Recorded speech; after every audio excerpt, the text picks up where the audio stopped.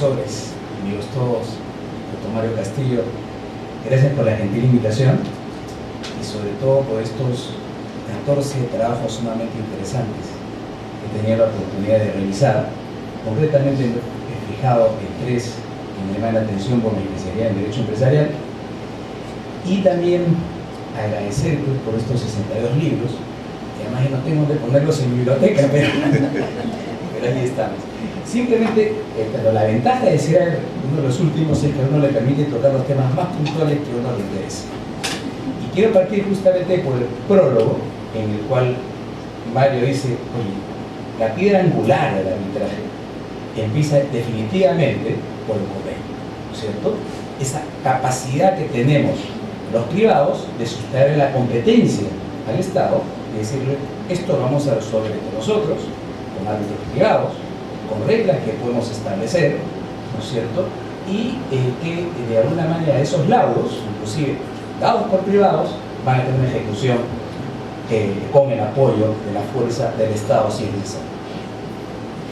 Y el punto que me llevó, y permítanme que muchas veces hable del tema de algunas experiencias en el Consejo Superior de Arbitraje, es que siempre se discute este tema. Gonzalo García Calderón levanta la voz, oye, queda claro de que el arbitraje o la cláusula arbitral es por escrito, ¿no? Pero queda claro que es por escrito, es tan relativo que justamente leyendo los artículos de María Arias, Cristina García Magano, me hicieron profundizar en los orígenes de esa terminología, y en realidad ese por escrito, que indudablemente antes era muy fuerte, porque con la ley de arbitraje anterior y el Código Civil, estas cláusulas eran por escrito y bajo sanción de nulidad, lo cual hacía que sean cláusulas solemnes. Y solo por escrito te lleva a que empieces a ver, bueno, cuáles son las excepciones, ¿no? Y las excepciones pues terminan siendo varias, ¿no? Entre ellas la posibilidad de comunicaciones electrónicas, ¿no? El mismo hecho que la única posibilidad de sostener que haya consensualidad y no por escrito es lo que nos ha explicado Víctor Madrid sobre la extensión del convenio arbitral a terceros no signatarios, ¿no? Y este artículo tan interesante, otro de los que han escrito en el libro, sobre la cláusula arbitral justamente en los documentos contractuales no firmados. Entonces, en realidad, no es por escrito, es puramente consensual. Y si uno revisa la ley modelo que dio origen a el artículo nuestro que habla de la cláusula arbitral, dice efectivamente es por escrito, pero más allá corrige y dice que es verbal o que es consensual, y que la única parte que no fue transcrita. En consecuencia, la simple conclusión es que esto es fundamentalmente, básicamente, esencialmente consensual, ¿no? Y esto se da de la mano pues justamente con la extensión del convenio arbitral a las partes no suscriptoras, porque la única forma de entender que se puede extender a partes no suscriptoras es que se entiende que negociaron consensualmente y por alguna razón extraña a la buena fe es que no han firmado y deberían estar ahí donde están, ¿no? O de repente en buena fe, aunque no hayan suscrito, deban estar. Y hay varios comentarios interesantes, ¿no? Porque se dice, por ejemplo, dice uno de los autores, es indiscutible que la cesión de posición contractual, por ejemplo, ¿no?, genera pues la extensión del contrato al que no suscribió originalmente. Bueno, es un caso fácil, ¿no es cierto? Porque es el contrato por el cual te apropias de un contrato anterior. Y sin embargo sí me llamó la atención porque discute la autora la cesión de derechos. Dice, la cesión de derechos, por ejemplo, no. Pero en nuestro país es un caso que sí. Porque la última parte del artículo 14 dice, se extiende también a quienes pretendan derivar derechos o beneficios del contrato según sus términos. Entonces, en realidad la cesión de derechos sí. El problema se puede presentar con los títulos, valores y su endoso, porque eso sí se independizan de la relación causal.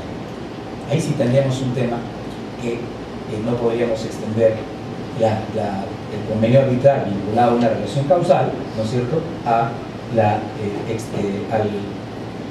los títulos, valores endosados, porque aunque son cesiones de derechos, son cesiones de derechos que se independizan justamente por su naturaleza de las relaciones causales, ¿no? En relación a la problemática con los grupos de sociedades, uno de los casos que se presentó en el Consejo fue muy interesante, justamente. era la negociación de una matriz o una subsidiaria, y acabando la negociación dice, mira, perdón, era la negociación de una matriz con otra empresa, y acabando la negociación dice, mira, yo no voy a firmar el contrato, lo va a firmar la subsidiaria. Y porque justamente quiero independizar mi responsabilidad. Y ahí se plantea el tema. Seguramente cuando surge este problema y lo ve alguien, dice, oye, si la matriz ha negociado el contrato, la matriz debería responder porque justamente de repente a esta subsidiaria no le da los activos suficientes y hay un fraude pues en la contraparte, porque no tendría quien reclamar el cumplimiento de la obligación o el resarcimiento de la. De repente por ahí comienza el tema. Pero se empieza ya a considerar una regla natural en el desarrollo de los arbitrajes. Si tú logras jalar, digamos, si logras demostrar, ¿no es cierto?, que hay una negociación en la que ha participado la matriz, pues generalmente se extiende y se le atrae, ¿no?, a la competencia arbitral en ese escenario. Es cierto que esto ha dado lugar a controversias, ¿no? Los estudios de abogados van y discuten este tema, como de alguna forma el Consejo tiene que pronunciarse prima facie si hay el convenio arbitral o no, discuten y te dicen, no, pues porque estás atentando justamente contra los negocios, ¿no? Si la matriz hubiese querido exponer todo su patrimonio, su responsabilidad, había estado. Y la naturaleza de la persona jurídica, las limitaciones de responsabilidad, es justamente, ¿no es cierto?, que yo planifico en qué negocio riesgoso quiero entrar y en ese no quiero estar. Por eso en una subsidiaria debe firmar. Gran tema, ¿no? Gran tema. En medio de ese debate, digamos, estos temas lo terminan resolviendo en general, obviamente, los tribunales. Porque prima facie sí se observa de que hay una extensión del convenio arbitral. Otro tema que me pareció interesantísimo, lo que podemos ver aquí, es efectivamente el tema de la autonomía de la cláusula arbitral, ¿no? Y uno piensa generalmente en el tema de la autonomía, porque dice, bueno, mira, yo puedo tener una cláusula arbitral que celebro posteriormente al contrato, previamente al contrato, ¿no? Es más, sobrevive al contrato cuando se declara nulo en general los términos del contrato, ¿no? Entonces ahí está la autonomía. Pero uno a veces no se pone a pensar que esta autonomía puede estar presente durante la negociación del resto de aspectos del contrato principal que va a dar lugar a la cláusula arbitral, cuando lo viene a dar. Y ello es lo que nos trae a colación justamente Elena Sevilla Sánchez, con ocasión de su artículo sobre ¿pueden las partes someterse a arbitraje antes incluso de suscribir un contrato? El convenio arbitral contenía un borrador de contrato, que por lo menos 2 de los miembros de la mesa han comentado. Qué interesante, justo tuvimos en el Consejo un caso así. Un caso así donde había un contrato de arrendamiento y las partes se habían estado pasando los borradores y una le dice a la otra en último correo electrónico, mira, estamos de acuerdo en todo, pero solo nos falta ponernos de acuerdo en una forma de pago de la renta de un arrendamiento. Ya nos hemos puesto de acuerdo en todo, pero en la renta nos falta ponernos, no en el monto, sino en una forma de pago, un inicial que tienes que dar. El tema quedó ahí. El contrato inclusive empezó a ejecutarse. Y una de las partes dijo, yo no he suscrito ese contrato, en consecuencia, ese no es el que aplica. El doctor Roman, forma parte del Consejo, en su visión dijo, mira, acá no podemos sostener que hay cláusula arbitral, esto hay que rechazarlo, porque según el Código Civil, ¿no es cierto?, uno de los artículos dice que precisamente no hay contrato si no te has puesto de acuerdo en todo, los aspectos, inclusive, necesariamente hasta los más complementarios o accesorios al contrato. Y como eso no se ha producido, entonces ni siquiera hay cláusula arbitral. Pero interesante lo que propone esta ponencia, porque rescatando un poco la autonomía de la cláusula arbitral, ¿no?, podrías haber dicho, ya había cláusula arbitral. Gran tema, ¿no? Claro, que la ponente de este artículo nos dice además, oigan, tengan presente que para descubrir si en los borradores ha habido cláusula arbitral hay que tener presente 3 elementos, dice, ¿no? Uno, de que fehacientemente este sea un último borrador, de repente se pasaron 2 o 3 borradores, después siguieron discutiendo otros aspectos y quedó claro que ya no discutían lo de la cláusula arbitral. ¿Qué antecedentes hay de que en otras relaciones jurídicas entre estas partes se plasmaron también cláusulas arbitrales. Y tercero, deduce de las negociaciones si para ellos era efectivamente importante que haya cláusula arbitral. Entonces, con esas tres guías, te dice, ¿no?, podemos sostener que en los borradores hay cláusula arbitral, ¿no? Interesante este punto también.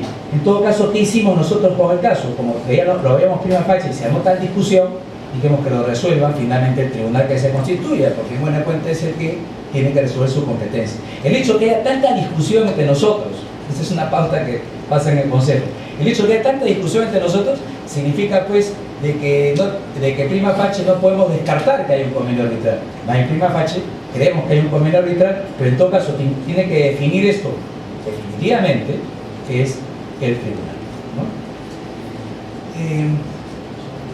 Otro artículo, otros aspectos que me llaman la atención de estos temas son las referencias a los contratos por adhesión y la cláusula arbitral, ¿no? Y en estos temas me llaman la atención justamente uno de los artículos finales, el del arbitraje estatutario, ¿no? El arbitraje estatutario, todos tenemos un artículo en la Ley General de Sociedades, como ustedes saben, que habla del arbitraje estatutario, ¿no? Y también me llama la atención el tema del contrato de seguro, ¿no? Yo algunas veces he dicho de que hay un problema a veces con los arbitrajes, es que podría su presencia, ¿no?, generar un problema de debido proceso para de escaso monto, ¿no? Tiene casos económicos de escaso monto donde de repente el arbitraje te sale más caro que el Poder Judicial. Y creo que eso en el fondo es lo que encierra la discusión que puede haber sobre el arbitraje estatutario cuando las inversiones son mínimas en acciones, o la razón por la cual la ley de seguros dice que en principio no puede haber en las cláusulas generales de contratación, en la póliza de seguro en concreto, una cláusula arbitral de plano, sino que posteriormente se introduzca cuando se haya producido el siniestro.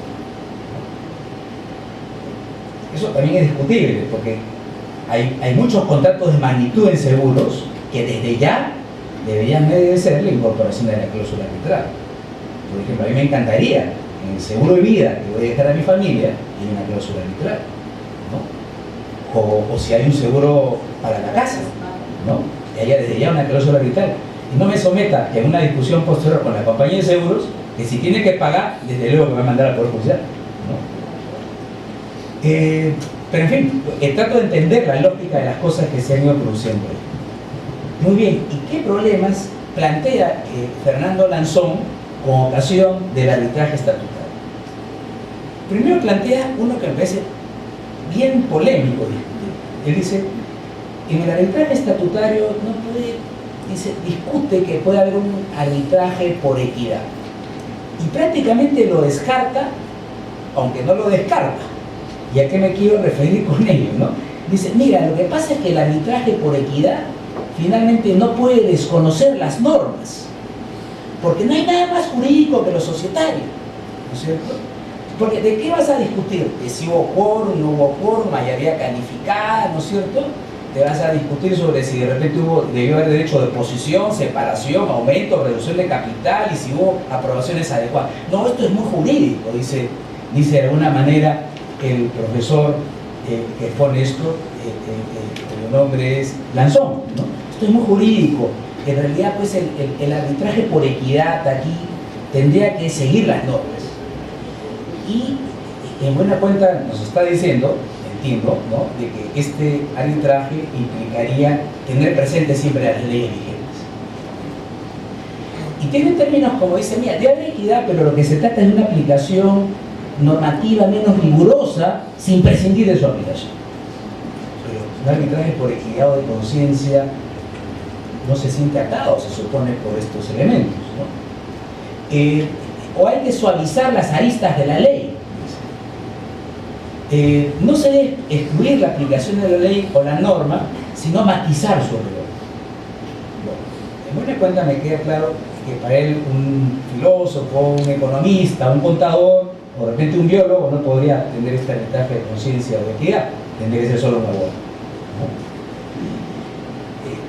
Me parece bien discutible el punto, porque en la esencia del derecho societario los problemas no son los quórums, ni los aumentos o reducciones o las mayorías. Lo que están detrás son los problemas de agencia.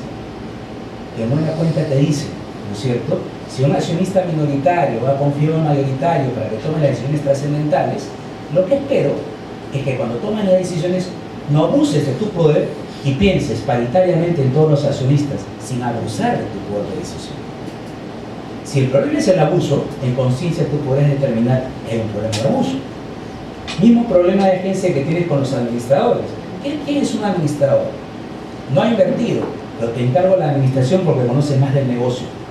En consecuencia, no te quiero ver en conflictos de intereses ni aprovechando la información de la empresa para usarla en tus propios negocios. Tienes que ser fiel y leal y usarlo en mi negocio. Eso no se puede ver en un arbitraje de cuidado de conciencia. Tengo que conocerme las reglas de quórum para hacerlo. ¿O cuál es la problemática de la sociedad con los terceros? La problemática de la sociedad con los terceros es que obviamente la sociedad que recibió el dinero de los acreedores está en una posición estratégica y tiene mejor información sobre si le va a devolver o no le va a devolver al acreedor, ¿no es cierto? Entonces, estos son puntos que en verdad, más que conocer el detalle mismo de la aplicación de la ley, tienes que conocer cuál es el interés que está detrás y si puede ser objeto de someterlo a conciencia o no conciencia de mal. Entonces, en esta parte sí me permito discrepar de nosotros. El otro tema que también se discute es, oye, si el contrato pues debe involucrar a las partes, en el derecho societario hay a veces ocasiones en que todas las partes no están muy involucradas en el convenio arbitral, sobre todo cuando el convenio arbitral no aparece en un contrato de sociedad de constitución simultánea, ¿no? Porque claro, en el contrato de sociedad de constitución simultánea podemos decir que todos están unánimemente de acuerdo en la sociedad y en lo que han puesto en su estatuto, entre ellos en el convenio arbitral, ¿cierto? Entonces es muy sencillo el punto, ¿no? El problema es, por ejemplo, si se genera una constitución de sociedad por oferta a terceros. Por oferta a terceros, claro. La oferta a terceros genera un programa de fundación, ¿no es cierto?, donde, que hace las veces de oferta pública, la gente se interesa, yo quiero participar en esa sociedad, suscribo acciones. Ese acto de suscribir acciones luego nos lleva a una asamblea de suscriptores para consolidar la sociedad y decir, sí, la hemos fundado la sociedad. Eso requiere una simple mayoría, pero podemos decir que los que leyeron el programa de fundación y suscribieron las acciones aceptaron inclusive el convenio arbitral que había, ¿no es cierto? Lo aceptaron, ya está. El problema viene cuando la asamblea de suscriptores deciden modificar de repente el programa de fundación e introducirlo sin el convenio arbitral. ¿Qué dice la ley en ese sentido? Bueno, habrá un derecho de separación, entonces, si se modifica el programa de fundación. Los que no tienen convenio arbitral se irán. Bueno, hasta ahí termina siendo el tema por unanimidad, porque los que no quisieron irse terminaron aceptando el convenio arbitral, entonces, ¿sí? Entonces, hasta ahí llegamos a un escenario, a escenarios, vamos a decir, de consensualidad o de unanimidad, de alguna manera manifestada o forzadamente manifestada. Pero hay otro escenario, los que compran la acción. Claro, los que compran la acción tendrían que haberse enterado del estatuto, ¿no es cierto? Y que al adherirse aceptaron el convenio arbitral, ¿no? El gran punto viene, quizá, porque la sociedad se fundó sin convenio arbitral y luego, en el transcurso de su vida, se convoca a una Junta General para modificar el estatuto e introducir el convenio. Y la Junta General para modificar el estatuto, sí, tiene un quórum calificado, tiene una mayoría calificada, pero no es unánime para introducir el convenio arbitral. Porque en general las sociedades no se manejan por unanimidad, sino en todo caso por quórums y mayorías calificadas. Entonces no hay unanimidad ahí. Cuando los temas son muy polémicos, la ley hace un listado que dice, en estos casos se pueden retirar. Pero qué curioso, durante la vida de la sociedad, para ese caso no se ha previsto derecho de separación. Entonces, se tienen que quedar. En el artículo que hemos leído hablan, hay que pensar en el derecho de separación, este es un tema polémico, ¿no? Después plantean otros escenarios también, bastante polémicos, ¿no? Por ejemplo, te dicen, no debería haber cláusula arbitral estatutaria cuando se trata de acciones que compras en la bolsa. ¿Qué? vamos a ver a quién estás protegiendo, ¿no? Porque en la bolsa muchos son grandes inversionistas también, pero también es cierto que hay pequeños inversionistas. Entonces, termina diciendo en este artículo, lo que pasa es que ellos deberían tener una tutela equivalente a la de un consumidor. Claro, de repente están pensando en el arbitraje de consumo, no lo sé, pero digamos, esa es la posición que termina sosteniendo, es bastante polémica en realidad, ¿no? ¿Qué más se observa interesante en el artículo? Que las impugnaciones de accionistas, por ejemplo, sostiene que deberían ir a un arbitraje administrado por los centros de arbitraje. No les voy a decir por qué razón para que lo puedan leer, pero es interesante las adquisiciones que se han planteado, ¿no es cierto?